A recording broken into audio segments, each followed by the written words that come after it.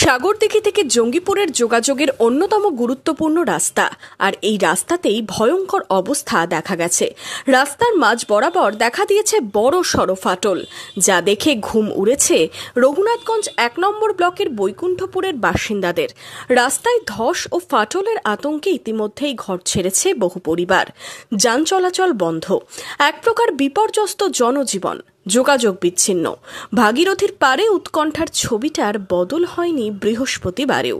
আর এই দিনই এলাকা পরিদর্শনে গেলেন জঙ্গিপুরের সাংসদ খলিলুর রহমান। সেটা যে সাগরদিঘি সহ আমাদের জঙ্গিপুরে যে আসার যে একটা সংযোগ রাস্তা এবং খুব জনবহুল আর কি রাস্তাটা, এই রাস্তাটাকে তাড়াতাড়ি মানুষের চলার জন্য, পেশেন্টকে নিয়ে যাওয়ার জন্য যেন আমরা করতে পারি, সেই কথাটা আমরা বিডিও সাহেবকে নিয়ে আলোচনা করলাম।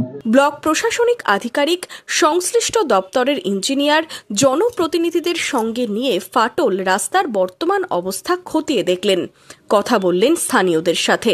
পরিদর্শনের পর আর কি জানালেন সাংসদ, কবে থেকে সমস্যার সমাধান হবে? কিছু টেকনিক্যাল বিষয় রয়েছে আর কি, সেগুলোকে আমরা আজকের মধ্যে আশা করছি কথা বলে আমরা এটাকে কমপ্লিট করব।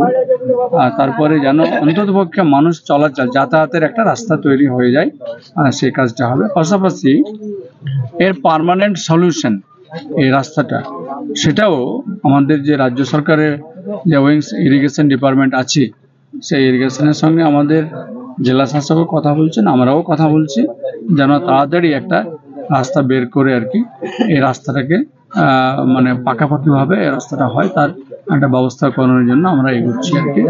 নদী পাড়ের ভুক্তভোগী মানুষজন চাইছেন দ্রুত সমস্যার সমাধান হোক, বড়সড় বিপর্যয়ের হাত থেকে রক্ষা পাক নিরীহ মানুষ।